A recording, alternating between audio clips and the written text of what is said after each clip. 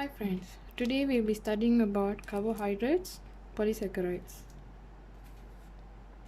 So the learning outcomes for today will be classify carbohydrates into polysaccharide with respect to their physical and chemical properties, describe the formation of glycosidic bond in polysaccharides, starch, glycogen and cellulose, and relate the structure of polysaccharides to their function in living organisms. So what is polysaccharides? Polysaccharides are complex carbohydrates which are made of long chain. This chain consists of monosaccharides, and these monosaccharides are in repeated units. For example, this is one unit of monosaccharide, another unit of monosaccharide. So it forms a long chain of monosaccharides. These are all subunits of monosaccharides. So if the subunits consist of hexoses, then it is called as hexogen. If the subunits of the monosaccharides are pentoses, then it is called as pentosen. So the structure of polysaccharides can be either branched or unbranched. So if branch means it has a linear chain and a branch chain. For unbranched, it only consists of a linear long chain of monosaccharides. So the biological function of polysaccharides can be either they can be storage polysaccharides or structural polysaccharides. Storage polysaccharides means they act as a food reserve or food storage. Examples are starch, glycogen. Structural polysaccharides for structural component. So example like cellulose. Cellulose is used to make plant cell walls. So the physical properties of polysaccharide is they are not sweet, they are insoluble in water, and they cannot be crystallized. They are compact and they are they are osmotically inactive, which means they cannot pass through the semi-permeable plasma membrane because of their large molecule size. Therefore, since they cannot pass through the semi-permeable plasma membrane, it is easily stored inside the cell. And the polysaccharides can be easily extracted and purified to form white powders. The chemical properties of polysaccharides is they are non-reducing sugars. Non-reducing sugars means they do not have free aldehyde or ketone group. Do not have. Therefore, they are non-reducing sugars. They can undergo hydrolysis reaction. Hydrolysis means addition of water to break the bond in the molecule. For example, the hydrolysis reaction in polysaccharide is starch is hydrolyzed to maltose with the enzyme amylase. Glycogen is a polysaccharide, can be hydrolyzed to maltose by the enzyme amylase. For cellulose is a polysaccharide, can be hydrolyzed to glucose by the enzyme cellulase. Cellulase are not produced by humans, therefore they are only produced by microbes and snails.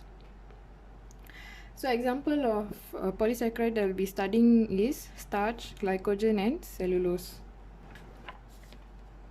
So starch consists of two components, which are amylose and amylopectin. Amylose are unbranched polysaccharide, means it only consists of a linear chain, whereas for amylopectin it is a branch polysaccharide or branch polymer, which means it has a linear chain and a branch polymer. So amylose have a alpha helix structure. Helix means spiral. They are in alpha helix, so helix means spiral. And amylopectin has branch chain, a linear chain with a branch chain. So the bond in amylose is called as alpha 1,4 glycosidic bond. Alpha means it is made up of alpha glucose. So 1, 2, 3, 4, 5, 6 carbon atoms. and it is a alpha glucose. Both are alpha glucose. And in the bond, glycosidic bond is formed in the carbon 1 and carbon 4. Therefore, it's called as alpha 1,4 glycosidic bond. This bond is called as alpha 1,4 glycosidic bond. Whereas for amylopectin, the bonds formed are alpha 1,4 glycosidic bond. This is for the linear chain, and at the branch chain, it is called as the bond formed at the branch chain is alpha 1,6 glycosidic bond. Right? So this is the linear chain. The carbon 1 and carbon 4 is formed. The glycosidic bond is formed. This is both are alpha glucose, and at the branch of the polymer, alpha 1,6 glycosidic bond is formed. So you see 1, 2, 3, 4, 5, 6 at the 6th carbon and at the first carbon of the branch polymer. Therefore, the reaction of this polysaccharide is called as polymerization. Polymerization is nothing but adding glucose monomer at a time to maltose. We know that maltose is a disaccharide. So adding a glucose molecule one at a time in this disaccharide chain, what happens is we form a polysaccharide, which means a long chain of subunits monosaccharides. Next is glycogen. Glycogen is a branch polymer, but it is more branch compared to amylopectin. So meaning glycogen has more terminal glucose.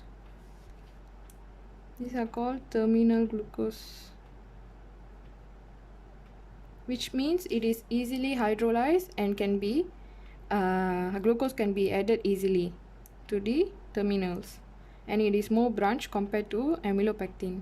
So the bond form is called as alpha 1,4 glycosidic bond. We know that this will be in the linear chain. Here the alpha 1,4 glycosidic bond, alpha means alpha glucose, and the branch bond is called as alpha 1,6 glycosidic bond. So again, this is called as 1,4 glycosidic bond, a linear chain, and the branch is called as alpha 1,6 glycosidic bond. So always remember, at the branch it is always called as, the bond is always formed is alpha 1,6 glycosidic bond. For cellulose, the bond form is beta 1,4 glycosidic bond. Beta here means it is formed from beta glucose. So you see, this is one beta glucose and this is another beta glucose. But what happens is the glycosidic bond will be not formed because the hydroxyl groups are further away. Therefore, the glycosidic bond will be not easily formed. So what we must do is we must flip the glucose molecule to 180 degrees. Therefore, what happens now, the OH and OH here, the hydroxyl group is nearer. Therefore, they can form glycosidic bond. So H2O is removed. Therefore, it can form a beta 1,4 glycosidic bond. And what happens is, because of its flipped glucose, right, so this is a non-flipped glucose, this is a flipped glucose, and then a non-flipped glucose. So what happens is, because of the inversion of the glucose molecule, it forms a hydrogen bond. The H will be bonded to the oxygen atom on the next monomer. Therefore, because of its strength, hydrogen bond gives strength to the cellulose polymer. Therefore, you see the hydrogen bond is formed between the polymers. So the function of starch is it acts as a food reserve. We know that starch is insoluble, compact, and osmotically inactive. Due to its osmotically inactive, it cannot pass through the semi-permeable plasma membrane. Therefore, it acts as a food reserve. It is easily stored inside the cell. So for example, starch is stored in seeds, and glucose will only be released when the seeds start growing. So we know that starch is composed of two polysaccharides. One is amylose and one is amylopectin. Amylose is unbranched. It forms a helix structure. Its bond is alpha 1,4 glycosidic bond, which means it only has a linear chain.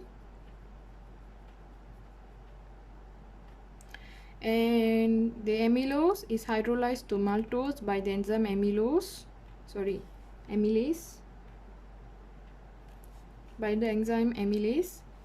And maltose, the disaccharide, will be hydrolyzed to glucose by the enzyme maltase, and then this glucose will be used in respiration. For amylopectin, we know that it is a branch polysaccharide. It has two bonds, alpha 1,4 and alpha 1,6 glycosidic bond. Alpha 1,6 means it is a bond in the branch molecule. So the enzyme isomaltase is needed to hydrolyze the alpha 1,6 glycosidic bond.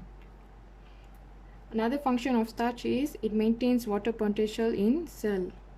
The interconversion of starch and maltose, which means the conversion of amylose to maltose and maltose to glucose, helps to maintain water potential in gut cell for the opening and closing of stomata. Function of glycogen. It acts as a food reserve. So it is called as an animal starch. It is found in muscle and liver cells. Why it's formed in muscle and liver cells? Because the respiration rate in humans occurs highly in muscle and liver cells. So the glycogen will be hydrolyzed to glucose phosphate by the enzyme phospholase, and this hydrolysis reaction occurs in muscle and liver cell. This glucophosphate will be used directly in respiration. And another function of glycogen is it controls blood sugar level. Glycogen in the liver will be converted to free glucose. It will be converted to free glucose when glucose decreases in blood. So this free glucose will be released in the blood in between meals, and after meal the glucose is absorbed. The free glucose will be absorbed and stored as glycogen. This occurs in the liver. So the function of cellulose is it acts as a structural role. It forms the cell wall of plants. It protects cells from physical injuries and supports plants through turgor pressure. It also forms microfibril. Molecules are cross-linked, the hydrogen bonds. So these are the hydrogen bonds. They are called as cross-linked. So for example, in the plant cell, and the plant cell consists of a cell wall, and inside this cell wall they have cellulose fiber, right? So when we zoom in the cellulose fiber, we get the outer form is called as macrofibril is the outer form, and microfibril is called as the cellulose. The strands are composed of cellulose. So this cellulose, because of its hydrogen bond, gives it a structural role. It gives strength to the hydrogen bond form gives strength to the cell wall. Therefore, it helps to protect the cell from physical injuries and support plants for their structural role. If you find this video helpful, please like, share, comment and subscribe to my channel. Thank you.